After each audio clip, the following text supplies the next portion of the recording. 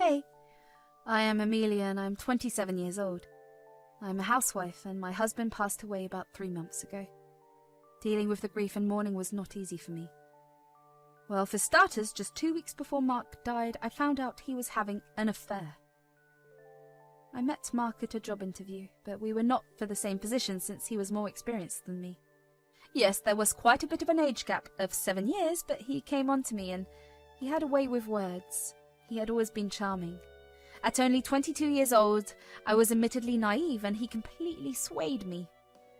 We could not get enough of each other when we first started dating. We dated for 3 long years before we finally got married. I just started living the life of a stay-at-home suburban wife. I focused on managing our home and supporting Mark's career. After we got married, Mark decided to buy a house, and so we did. When Mark came home from the office, we would often spend time together. Sometimes we enjoyed a glass of wine while playing crossword puzzles together, and other times we simply sat in the comfort of each other's presence. It was a picture-perfect relationship. Finding out about Mark's affair was not easy for me. I did not have a clue how long it had been going on, and there was no obvious signs at all. He acted just like he always did, all attentive and loving. We were even trying for a baby, and I thought everything was real. But I guess people can be good at hiding things. I do not know how long the affair has been going on. I just read some text between Mark and his girlfriend while he was in the shower. I do not usually go through Mark's phone, but his phone was continuously pinging, so I picked it up to check. It was Chloe from the office. We had met at several dinner parties. She is quite young too, and yes, I hate to admit it, but Mark certainly had a type. I went through the latest texts she sent. "When am I going to see you again? It has been a week. I could not resist myself when you brushed past me at the office today. I miss you.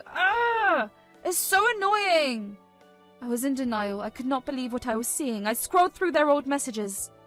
"I need some space from Amelia." "Why don't you just leave her? We've been through this several times, baby." "You know I cannot, not right now at least." "You're not even in love with her anymore." "We are not having this conversation right now."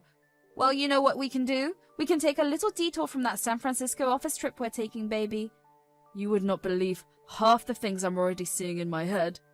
So there I was, done with reading the texts. The guy I thought I knew inside out, the one I was head over heels for, turned out to be a total backstabber.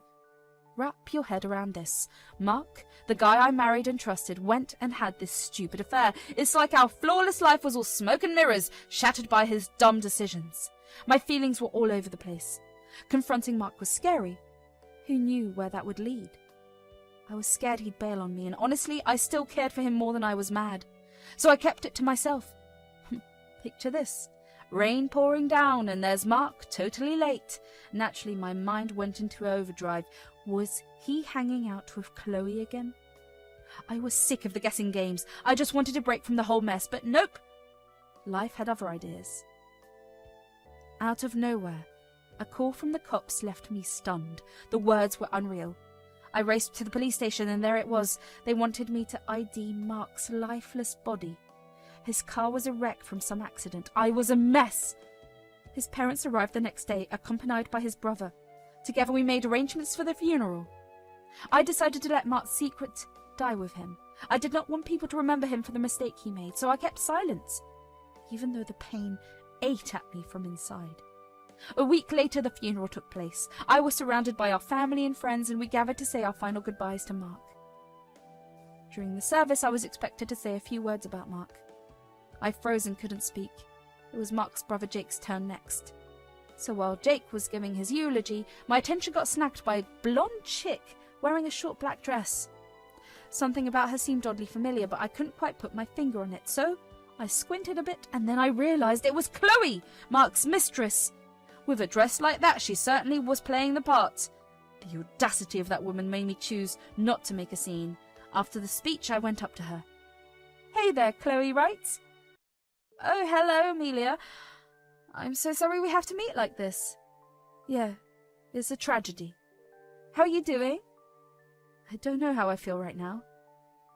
"Well, maybe this makes you feel better. Mark was a great boss. He was a beautiful person inside and out. He loved you a lot, trust me. I'm sorry for your loss." Her words hit like a punch in the gut. The way she acted all innocent, putting on this condolence show while she knew exactly what she'd done. It was like a slap in the face. How could someone be that cold? How could she stand there pretending to be some caring acquaintance while she'd been tearing apart my marriage from behind the scenes? Thank you for being here. And then I got away from her. I couldn't stand the sight of her. We went to the funeral reception, which was at our house. I was exhausted from attending to the guests and mingling during the funeral. I wanted a moment for myself, so I decided to go to Mark's study upstairs. However, as I opened the door, I was taken aback to find Chloe rummaging through the desk's drawer. "What are you doing here?" "Some documents were with Mark, and they have not turned up at the office, so I figured they might be here." "You could have talked to me, you know." "I figured you'd have your hands full." "And how did you even find out where Mark's study was?" I looked around the house." "That's not appropriate, Chloe." "I get it, but I didn't find what I needed there anyway. The documents must just be at the office. Anyway, I'm in a rush." She dashed out of the room in a hurry, and I trailed behind, my mind buzzing with suspicion. The funeral had wrapped up. Even Jake and Mark's votes had split. Now the house was eerily quiet, and damn, I was feeling Mark's absence. Late into the night, sleep was nowhere to be found. I ended up in Mark's study, the place he practically lived in. I just wanted to somehow feel close to him. Plopped into his chair, my eyes locked on an open drawer in his desk. It was like Chloe had a field day there, leaving a chaotic mess behind. Now, I wasn't about to blindly trust Chloe, so I decided to do some snooping. I went through that drawer like a detective on a mission, and there it was! My suspicions confirmed. Mark's credit card was missing from his wallet. I fought to keep calm and level-headed, not wanting to leap to conclusions or finger-point without hard facts. Sure, she might be a relationship wreck, but I wasn't about to start slinging blame without solid proof. So I played Sherlock Holmes, scanning the entire office and even Mark's closet, hoping I missed something, but no dice. The credit card had pulled a vanishing act. Chloe had her sticky fingers all over it.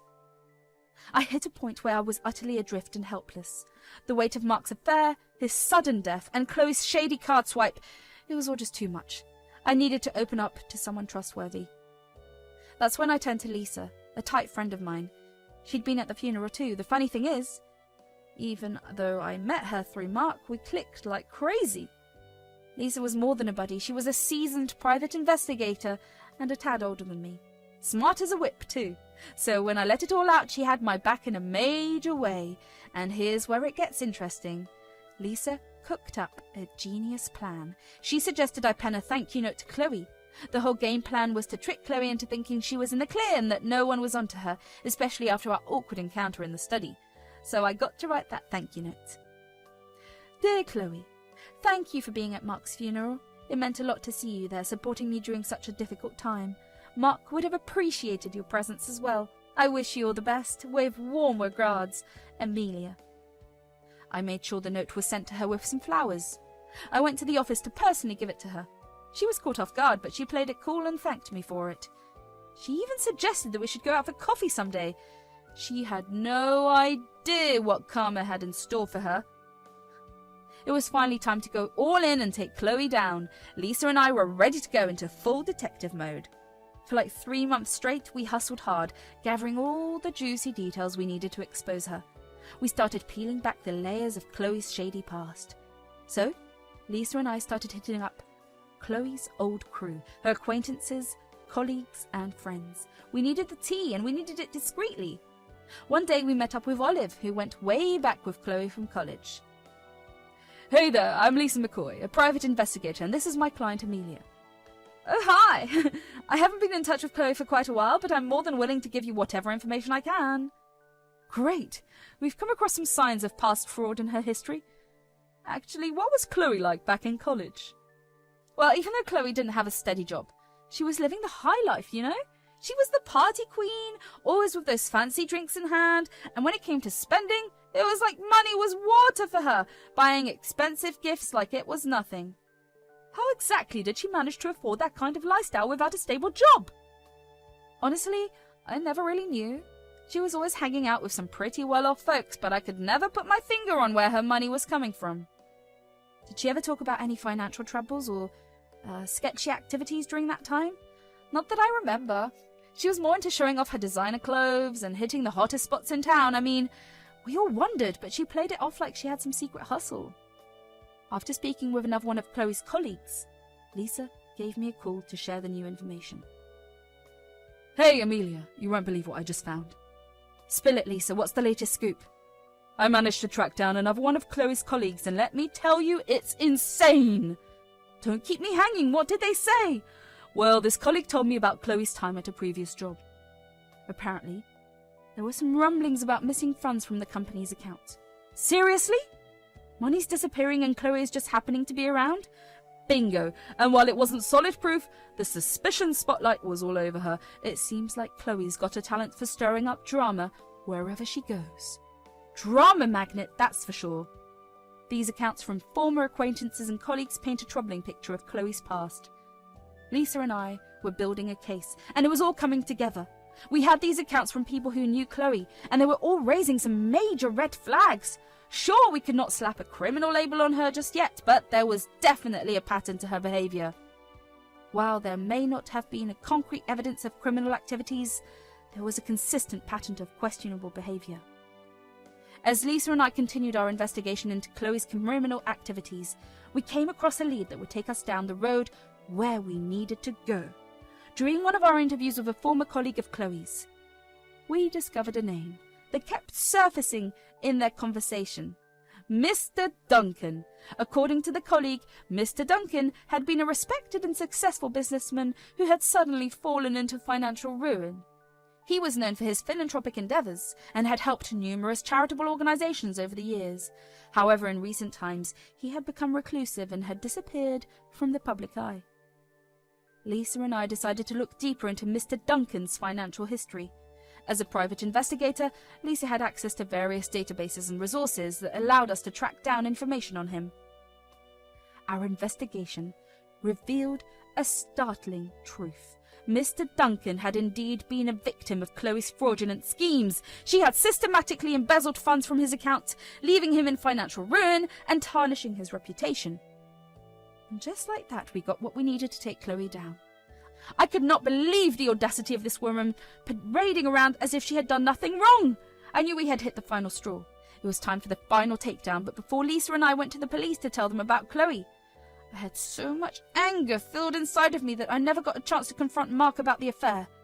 I never got a chance to confront Mark, and I had so many questions that needed to be answered. I wanted to know some things and say some things.